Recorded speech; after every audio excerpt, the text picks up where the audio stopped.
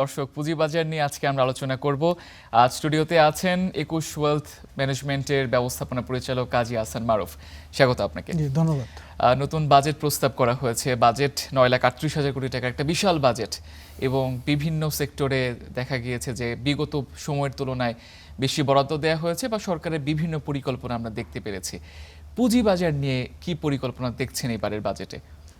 পুঁজিবাজারে একটা বড় প্ল্যান, যেটা বাজেটে একটা ইন্টেনশন ছিল, সেটা হচ্ছে যে ভালো কোম্পানিকে তালিকাভুক্ত করতে হবে। এটা খুবই একটা পজিটিভ। যদি একটা লং টার্ম প্ল্যান করে কোম্পানিগুলোকে তালিকাভুক্ত করা যায়, তাহলে এটা একটা পজিটিভ এফেক্ট ফেলে মার্কেটে। আর স্পেসিফিক্যালি পজিটিভ নেগেটিভ দুটোই আছে, বাট খাত ধরে যে ইনসেন্টিভ দেওয়া, সেইটা আসলে খুব বেশি আমরা দেখতে পাইনি। যেমন আমরা দেখেছি যে ট্যাক্স রিবেটে একটা বড় পরিবর্তন আসছে। সো আগে 67 লাখ টাকা পর্যন্ত মানুষ বিনিয়োগের উপরে ট্যাক্স রিবেট পেতেন, এখন পুঁজিবাজারে ওটা 75 লাখ টাকা করতে হবে। সো মানুষকে প্রণোদনা দেওয়া হয়েছে আরও বেশি বেশি ইনভেস্টমেন্ট করার জন্য। এরকম কিছু পজিটিভ দিক আছে। আবার নেগেটিভ দিকের মধ্যে একটা দিক হচ্ছে যে ডিভিডেন্ড ইনকামের উপরে আগে কোম্পানিগুলোকে 20% ট্যাক্স দিতে হতো, এখন এটা তাদের ট্যাক্স রেটে ট্যাক্স হবে। অর্থাৎ কোনো কোম্পানির যদি 27% ট্যাক্স হয়, তাহলে ডিভিডেন্ড ইনকামের উপরে এখন 27% ট্যাক্স হবে। সো এটা একটা নেগেটিভ দিক। যদি এখন সামগ্রিক পুঁজিবাজারের চিত্রর কথা আপনার কাছে জানতে চাই, যে এখন পুঁজিবাজার কেমন চলছে দেশের, এটা একটু আমাদেরকে বিস্তারিত জানাবেন। বেসিক্যালি ইরান যুদ্ধের আগ পর্যন্ত একটা মোমেন্টাম ছিল পোস্ট ইলেকশন। তো সেখান থেকে যুদ্ধে আমরা একটা ধাক্কা দেখতে পেয়েছি, এবং সেখান থেকে এখন একটা আস্তে আস্তে করে একটা মার্কেটে ভলিউম বাড়ছে, ইন্ডেক্স একটু একটু করে বাড়ছে। বাট আপনি যদি 2010 থেকে চিন্তা করেন, সেখানে ইন্ডেক্স ছিল প্রায় 8,000 প্লাস। সেখান থেকে কিন্তু আমরা আজকেও বেরোতে পারি নাই। আমাদের এখনও কিন্তু 15 বছর হয়ে গেছে, আমরা কিন্তু ওই ইন্ডেক্সটাকে ক্রস করতে পারিনি। কিন্তু 2008 যখন ইউএসএতে গ্লোবাল ফাইন্যান্সিয়াল ক্রাইসিস হয়, ওরা কিন্তু 2017-18 সালের মধ্যেই সেটা রিকভার করে আজকে ইন্ডেক্স ওদের প্রায় ডাবল হয়ে গেছে। বাট আমাদের আনফর্চুনেটলি আমাদের এখানে ইকোনমি বেড়েছে, বাট পুঁজিবাজারের সাইজটা কিন্তু ওইভাবে বাড়ে নাই। এটার যদি স্পেসিফিক কারণ জানতে চাই, যে আশেপাশের দেশগুলো যদি আমরা দেখি, সেই দেশেরও পুঁজিবাজারে পতন হয়, কিন্তু সেটা আবার ঘুরে দাঁড়ায়। তো বাংলাদেশের পুঁজিবাজার থেকে বিনিয়োগকারীরা আস্তে আস্তে কেন সরে আসলো, এটা যদি একটা স্পেসিফিক রিজন জানতে চাই। আসলে এখানে অনেকগুলো কারণ আছে, একটা স্টাডি হতে পারে। বাট পার্সোনালি আমি যেটা মনে করি, একটা বড় কারণ হচ্ছে যে বিগত 10-15 বছরে যে কোম্পানিগুলো তালিকাভুক্ত হয়েছে, এগুলো তো আসলে মার্কেটে ইনক্লুড হয়েছে। তো এখন এই কোম্পানিগুলো আসলে খুব বাজে টাইপের কোম্পানি ছিল, এগুলোর বিজনেস যদি আসলে তেমন কিছু ছিল না। সো এগুলো মার্কেট যখন আইপিওগুলো খারাপ আসছে, তখন এগুলো মার্কেটে একটা নেগেটিভ ভূমিকা পালন করছে। 2 নম্বর হচ্ছে আমাদের মার্কেটটা আসলে ফাইন্যান্সিয়াল সেক্টর ডমিনেটেড। আপনি যদি ফিনান্সিয়াল সেক্টরের মার্কেট ক্যাপিটালাইজেশন দেখবেন, যে এটা অলমোস্ট 40%-এর মতো। এখন এই যে গত 20 বছরে কিন্তু ব্যাংকিং সেক্টরটা ডিটেরিয়েট করছে ইন টার্মস অফ গভর্নেন্স। তো যখন একটা সেক্টর আপনার খারাপ পারফর্ম করে, তখন সেটার ইম্প্যাক্ট কিন্তু মার্কেটে থাকে, ইন্ডেক্সের উপরে থাকে। সো ব্যাংক এবং এনবিএফআই অ্যাজ এ হোল যদি সেটা খারাপ হয়ে যায় সেক্টরটা, সেটার একটা ইম্প্যাক্ট কিন্তু ইন্ডেক্সে আছে, যার ফলে কিন্তু আমরা দেখেছি যে মার্কেট কিন্তু খুব বেশি বাড়ে নাই। এবং বিভিন্ন প্রতিষ্ঠানও দেখা গিয়েছে যে পুঁজিবাজার থেকে ছিটকে পড়েছে, এবং তাদের বিনিয়োগকারীরাও সেই ক্ষতির সম্মুখীনটা হয়েছে। তো এখন যদি প্রশ্ন করতে চাই, যে যারা বিনিয়োগকারী রয়েছে, যারা একসময় পুঁজিবাজারে বিনিয়োগ করতো বা করে যারা ক্ষতিগ্রস্ত হয়েছে, তাদের আস্থা আবার কিভাবে ফিরিয়ে আনা সম্ভব? পুঁজিবাজারে কিভাবে মানুষকে আকর্ষণ করা যায়? আসলে সারা বিশ্বে যত আপনি ম্যাচিউরড মার্কেট দেখবেন যে ওই মার্কেটগুলো কিন্তু রিটেল ডমিনেটেড না। ওখানে কিন্তু অনেক ইনস্টিটিউশনাল বড় ভূমিকা পালন করে, এবং মার্কেটের যত বেশি ইনস্টিটিউশন থাকবে, তত বেশি ওটা স্ট্যাবিলিটি বা আপনার গভর্নেন্সের কথা যেটা আমি বলছি, তত কিন্তু ইমপ্রুভড হবে। সো রিটেল ইনভেস্টমেন্ট যতদিন আমাদের ডমিনেশনটা থাকবে, ততদিন আসলে আমাদের ভলাটিলিটি বেশি থাকবে। এখানে প্রথম যে কাজটা আমার মনে হয়, সেটা হচ্ছে ইনস্টিটিউশনকে স্ট্রেনথেন করতে হবে। বাংলাদেশে গত 20 বছর ইনস্টিটিউশন যেগুলো উইকেন্ড হয়ে গেছে, সেই ইনস্টিটিউশনগুলোকে আমাকে স্ট্রেনথেন করতে হবে। তাহলে আমরা একটা পুঁজিবাজার, ভালো পুঁজিবাজার পেতে পারি। আমাদের দেশে তো 2টা পুঁজিবাজার আছে, ঢাকা এবং চট্টগ্রাম। এই দুইটারই সামগ্রিক পরিস্থিতি এখন কি, কোনটা একটু ভালো অবস্থানে আছে তুলনামূলক? ডেফিনেটলি ঢাকা স্টক এক্সচেঞ্জ, যেহেতু এখানে বড় বড় ব্রোকারেজ হাউসগুলো মেম্বার, ট্রেড হোল্ডার আছে, তো এটার ফাইন্যান্সিয়াল স্ট্রেংথ অনেক বেশি। তো এখন তো নতুন অর্থমন্ত্রী তিনি বলেছেন যে দীর্ঘমেয়াদী বিনিয়োগে অর্থায়নের জন্য বন্ড মার্কেট এবং বিকল্প অর্থায়নের ব্যবস্থার উন্নয়ন করতে চাচ্ছে সরকার, অর্থাৎ ব্যাংকিং খাত থেকে অন্যান্য যে খাতগুলো রয়েছে অর্থায়নে সেগুলোকে একটু মজবুত করার চিন্তা ভাবনা করছে। এদিক থেকে দেশের পুঁজিবাজারগুলোকে আবার শক্ত অবস্থানে নেওয়ার জন্য আসলে কি ধরনের পদক্ষেপ সরকারের সামনে নেওয়া উচিত বা নেওয়া যেতে পারে? খুব ভালো প্রশ্ন। রিসেন্টলি একটা নিউজ পেপার আমরা দেখেছি যে 100 টাকা লোন দিলে 60 টাকার মতো হচ্ছে ডিফল্ট হয়ে গেছে, ডিস্ট্রেসড লোন যেটা বলছে আর কি।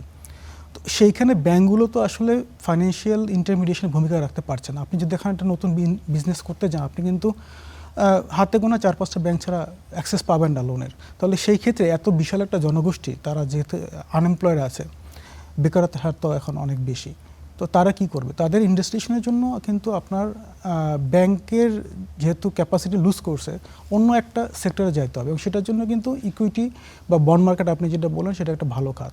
তো এইখানে আসার জন্য প্রথম যে কাজটা আমার কাছে মনে হয় যে সেটা হচ্ছে যে পলিসি লেভেলে এন্টারপ্রেনারদেরকে ইনসেন্টিভ দিতে হবে। অনেক ধরনের ইনসেন্টিভ হতে পারে, আমরা মিডিয়াতে দেখি যে ট্যাক্স ইনসেন্টিভের কথা বলা হয়, কিন্তু একটা বড় ইনসেন্টিভ কিন্তু হচ্ছে যে আপনি আপনার কোম্পানিকে যেটা আজীবন ধরে আপনি চালিয়েছেন সেটাকে কেন আপনি মার্কেটে ছাড়বেন, কেন বিক্রি করবেন, সেখানে কিন্তু তাদেরকে একটা প্রপার ভ্যালুয়েশন দিতে হবে। এবং এখানে কিন্তু বিসেকের একটা বড় ভূমিকা আছে। ভালো ভালো কোম্পানি আনতে হলে তাদের কিন্তু ভালো একটা প্রাইস দিতে হবে। সো এখানে বুক বিল্ডিং মেথডের একটা বড় সংস্কার আমার মনে হয় যে এখানে দরকার। আর বন্ড মার্কেট আসলে বাংলাদেশে দুই ধরনের আসলে মনিটারি পলিসিটা কিন্তু 100% এফেক্টিভ না। এখানে সঞ্চয়পত্র একটা রোল প্লে করে, আবার সেই সাথে বাংলাদেশ ব্যাংক একটা তাদের মনিটারি পলিসি করে। সো আইএমএফের যে রিকমেন্ডেশন আছে সেখানে কিন্তু আমাদের সঞ্চয়পত্র ধীরে ধীরে এক্সপোজার কমাতে হবে। তো বন্ড মার্কেটের দিকে যদি আমাদের ডেভেলপমেন্ট করতে হয়, তাহলে আসলে গভর্নেন্সের দিকে ইমপ্রুভমেন্টের জায়গাটা আসলে বেশি রোল প্লে করবে। মানে এই জায়গাটাতে প্রশ্ন করতে চাচ্ছিলাম, এই যে কর্পোরেট বন্ড বা মিউচুয়াল বন্ড, গ্রিন বন্ড রয়েছে বা সুকুক বন্ড রয়েছে, তো এই বন্ডগুলো আসলে যেটা আপনি বলছিলেন যে উন্নয়ন করাটা প্রয়োজন, এই জায়গাতে হাত দেওয়া প্রয়োজন, আসলে কোন কোন জায়গাতে সরকারের এখন হাত দেওয়া উচিত এই বন্ডগুলোকে আর সচল বা আরও বেশি কার্যকরী করার জন্য? প্রথম যে কাজটা করতে হবে, আমাদের ফাইন্যান্সিয়াল সেক্টরে এখন ট্রাস্ট লেভেলটা খুব খারাপ। আপনি কিন্তু ব্যাংকে টাকা রাখতে ভয় পাচ্ছেন। তাহলে এরকম একটা সিনিয়রিতে আপনাকে গভর্নমেন্টের যে বন্ড সেটাকে পপুলারাইজ করতে হবে, মানুষের ঘরে ঘরে জিনিসটাকে পৌঁছে দিতে হবে। সঞ্চয়পত্র যেরকম মানুষের ঘরে ঘরে পৌঁছে গেছে, তেমনি যদি গভর্নমেন্ট যে বন্ডগুলো আছে, ট্রেজারি বিল এবং বন্ড, সেগুলো যদি মানুষের ঘরে ঘরে পৌঁছে যায়, তাহলে যেটা হবে মানুষের একটা ভালো এক্সপিরিয়েন্স ওখান থেকে পাবে। এবং গভর্নমেন্ট বন্ড যখন ডেভেলপ হবে, তখন কিন্তু কর্পোরেটরা তার উপরে আসার একটা চিন্তা করবে যে এখানে বন্ড মার্কেট থেকে গভর্নমেন্ট ভালোভাবে টাকা তুলছে এবং মানুষের ঘরে ঘরে আছে, তার মানে এখানে একটা ডিমান্ড আছে। যেমন সুকুক একটা আমরা দেখছি যে সুকুকে কিন্তু খুব রিসেন্টলি খুব বেশি যতটুকু অকশন করা হয় তার চেয়ে অনেক বেশি এখানে বিট পড়ে। তো কর্পোরেট বন্ডকে ইমপ্রুভ করতে হলে আসলে যেটা করতে হবে যে ম্যাস লেভেলে গভর্নমেন্ট বন্ডটাকে আপনাকে পপুলারাইজ করতে হবে। এই যে এত ধরেন অনেক ধরনের কনস্ট্যান্ট আছে, আপনি কোথায় গিয়ে একটা বিপিআইডি খুলবেন, আপনার যদি ব্যাংকের সাথে পরিচয় না থাকে আপনি কিন্তু খুলতে পারবেন, আপনি কিন্তু জানেনই না। ফাইন্যান্সিয়াল লিটারেসি এখানে একটা বড় ভূমিকা আছে। সো কর্পোরেট বন্ডটা যেমন মানুষ অ্যাপের মাধ্যমে বাসায় বসে কিনতে পারে, এরকম একটা জায়গায় নিয়ে যেতে হবে। অর্থাৎ অ্যাক্সেস টু ইনফরমেশন, মানুষের কাছে খুব ইজিলি এই তথ্যগুলো পৌঁছাতে হবে। এই রিলেটেড আরেকটা প্রশ্ন করতে চাই, পুঁজিবাজার নিয়ে প্রশ্নটা। দেখা যায় যে পুঁজিবাজারে খুবই গুটি কয়েক মানুষ, যদি আমি রেশিও চিন্তা করি পপুলেশনে, খুবই গুটি কয়েক মানুষ পুঁজিবাজারের সাথে সম্পৃক্ত বা বিনিয়োগ করে থাকে। আপনি বহু বছর যাবত পুঁজিবাজারের সাথে যুক্ত। একজন বিনিয়োগকারী হিসেবে যখন আমি একটা পুঁজিবাজারকে দেখি, একটা মনের মধ্যে আতঙ্ক কাজ করে যে আমি আসলে বিনিয়োগ করব কিনা, করলে সেই অর্থ আমি ফেরত পাবো কিনা। এই ইনফরমেশনগুলো আসলে মানুষ পায় না কেন, বা কিভাবে পুঁজিবাজারটাকে মানুষের জন্য সহজ করে দেয়া যায়? জটিল বিষয় মানুষ মনে করে এটা একটু বিস্তারিত আমাদেরকে একটু বুঝিয়ে বলবেন। প্রথম জিনিসটা হচ্ছে যে ফাইন্যান্সিয়াল লিটারেসিটা হয়তোবা আমাদের ইয়াং বয়সে আমাদের এখানে শেখানোর একটা ইস্যু আছে। আমাদের পাঠ্যক্রমে যদি ফাইন্যান্সিয়াল লিটারেসিটা ইনক্লুড করা যায়, তাহলে হয়তোবা মানে আপনি আপনার পার্সোনাল ওয়েলথ কীভাবে ম্যানেজ করবেন এটা একটা জিনিস হতে পারে। আরেকটা জিনিস হচ্ছে, কোনো পৃথিবীতে যত ম্যাচিউর বা ডেভেলপ মার্কেট সেখানে কিন্তু কেউ সরাসরি ইনভেস্টমেন্ট করতে চায় না, কারণ সরাসরি ইনভেস্টমেন্টে অনেক ধরনের রিস্ক আছে। যেমন আপনার যদি কোনো একটা শরীরে কোনো যদি একটা টিউমার হয়, আপনি কিন্তু নিজে নিজে এটা অপারেশন করবেন না, আপনি কিন্তু ডাক্তারের কাছে যাবেন। এখানে বড় ভ্যাকুয়াম যেটা হচ্ছে সেটা হচ্ছে যে ওই ডাক্তারদের যে ক্লাসটা, ফাইন্যান্সিয়াল মার্কেটে সেটা অ্যাবসেন্ট। সো আমাদের ফাইন্যান্সিয়াল যে অ্যাডভাইজারি যে যারা অ্যাডভাইজার হিসেবে কাজ করবে সেখানটা এটাকে একটা ইন্ডাস্ট্রি হিসেবে এবং সেখানে অনেক ধরনের অ্যালাউ করতে হবে। আপনার ইনভেস্টমেন্ট অ্যাডভাইজার যারা তাদেরকে অ্যালাউ করতে হবে মানুষ যাতে ডাক্তারের কাছে যেভাবে যায় ঠিক তেমনি তার ওয়েলথ প্ল্যানিংয়ের জন্য যেন ইনভেস্টমেন্ট অ্যাডভাইজারের কাছে গিয়ে অ্যাডভাইসটা নিতে পারে রাদার দেন সরাসরি মার্কেটে ইনভেস্টমেন্ট করার না করে আর কি। সরাসরি ইনভেস্টমেন্ট অনেক ধরনের রিস্ক আছে। সো এইটা আমরা কিন্তু এই প্রতি 10 বছর 5 বছর পর মার্কেট যখন ক্র্যাশ করে তখন কিন্তু আমরা জিনিসগুলো উপলব্ধি করতে পারি যে আমি নিজে নিজে না বুঝে কেন ইনভেস্টমেন্ট করতে গেলাম। সো এখানে আসলে ওই অ্যাডভাইজারি যে ক্যাপাসিটিটা সেটা বিল্ড আপ করতে হবে। আপনি বলছিলেন যে একটা একাডেমিক্যালি যদি এই পার্সোনাল ওয়েলথ ম্যানেজমেন্ট বিষয়টাকে যদি আনা যায়, আসলে এটা আশেপাশে কি কোনো দেশে বা আমাদের প্রতিবেশী গুলোতে কি এমন কোনো প্র্যাকটিস হচ্ছে কিনা, এই বিষয়টা একটু জানতে চাই। আমি তো আসলে অত এক্স্যাক্টলি বলতে পারবো না, বাট যেটা আমি বুঝি যে আশেপাশের দেশে ইনভেস্টমেন্ট অ্যাডভাইজারি এগুলো আলাদা লাইসেন্স দেওয়া আছে। ওনারা কিন্তু আপনার রোল প্লে করে এবং আপনি যখন একটা কঠিন ডিসিশনের মুখোমুখি হচ্ছেন আপনি কিন্তু ওই অ্যাডভাইজারের কাছে গিয়ে অ্যাডভাইসটা নিচ্ছেন। আর ওই সব দেশে আসলে মিডিয়া অনেক বেশি স্ট্রং। আপনার এখন ইউটিউব বা এই ধরনের সোশ্যাল মিডিয়া যেগুলো আছে এইসব দেশে আপনি যদি পার্শ্ববর্তী ইন্ডিয়াতে দেখবেন যে ওরা মিউচুয়াল ফান্ডের একটা বড় ইনভলভমেন্ট হয়েছে। আপনার মিউচুয়াল ফান্ড সাহিহায় একটা প্রোগ্রাম ওরা চালু করেছিল এবং ব্যাপক সেখানে কিন্তু গভর্নমেন্টেরও পৃষ্ঠপোষকতা ছিল। সো কারিকুলামে ইনভলভমেন্ট কতটুকু আছে আমি জানি না, বাট গভর্নমেন্টের সাইড থেকে অনেক ধরনের প্রণোদনা আছে, গভর্নমেন্টের অনেক ধরনের ইনভলভমেন্ট আছে। অর্থাৎ বাংলাদেশও হচ্ছে পুঁজিবাজারের জন্য যদি ঘুরে দাঁড়াতে হয় তাহলে সরকারের পক্ষ থেকে একটা সমর্থন এবং সাপোর্ট প্রয়োজন হবে। আরেকটি বিষয় প্রশ্ন করতে চাই, সম্ভাবনাময় বিভিন্ন কোম্পানি রয়েছে বা বাংলাদেশের পুঁজিবাজারে কোম্পানি তালিকাভুক্তি করতে গেলে একটা জটিলতার সম্মুখীন হতে হয়। তো এই জটিলতাকে কমিয়ে আনার জন্য যে উদ্যোগটা নেওয়া কতটা জরুরি বলে মনে করছেন? নতুন যে চেয়ারম্যান স্যার আসছেন উনি তো এ ব্যাপারে খুব উদ্যোগী মনে হচ্ছেন এবং বেশ কিছু ক্রিয়েটিভ আইডিয়ার কথা উনি বলেছেন। একটা কথা হচ্ছে যে এই যে লিস্টিং করার সময় যে এত পেপার ওয়ার্ক লাগে সেইটা সহজীকরণ, পুরো জিনিসটা যাতে অনলাইনে করা যায় তাহলে জিনিসটা হবে যে ট্র্যাক রাখা যাবে ফাইলটা কোথায় আছে, কোন স্টেজে আছে, আইপিওর কোন স্টেজে আছে, এটা একটা ইস্যু। আরেকটা ইস্যু প্রণোদনা ব্যাপারে উনি বলেছেন যে কিছু প্রণোদনা আছে হচ্ছে মনিটরি, যে আপনি ট্যাক্স লিস্টেড হলে কম ট্যাক্স দিতে হবে। এছাড়াও কিন্তু অনেক ধরনের নন মনিটরি কিছু প্রণোদনা হতে পারে। যেমন আমাদের বাংলাদেশের ট্যাক্সের অফিস কিন্তু খুব একটা সুখকর জায়গা না।